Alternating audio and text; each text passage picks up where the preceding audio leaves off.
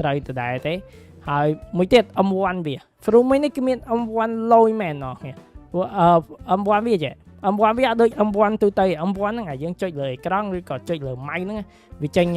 កញ្ញាំចេញអីដូច Kitsune អញ្ចឹងតែនេះវាអត់ចេញអញ្ចឹងទេហើយវាខុសគេទៀតគឺវាបាញ់ណោះគ្នាបាទវាបាញ់ស្លាបហ្នឹងហើយអញ្ចឹងណោះគ្នាឯងប្រើ Kitsune អីណោះគ្នាដែរយើងត្រូវទៅចិត្តគេតែចំពោះ Fruit នេះមួយគឺយើងបាញ់គេពីចម្ងាយបានហើយបើសិនជាណោះគ្នាចុចជាប់ទៀតបាញ់បានកាន់តែឆ្ងាយទៀតណោះគ្នា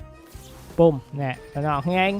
នេះចុចជាប់ skill M1 គេគឺចុចជាប់បានហើយណោះគ្នាឯងចុចជាប់ចឹងបាញ់បានកាន់តែឆ្ងាយណោះគ្នាបាទយ៉ាអញ្ចឹង M1 វាចេះ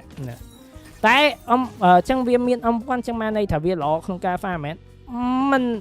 មិនល្អប្រហែលទេណោះហើយឃើញវាមានកំពង់ឯងចាមុនហ្នឹងខ្ញុំថាបើណោះថ្ងៃ awake យកកំពង់វាឲ្យវែងទៅចឹងកំពង់វាហ្នឹងគឺពេលយើងប្រើ M1 ណោះយើងប្រើ M1 វាយើងចុចយូរទៅវាអស់កំពង់ណោះហីខេ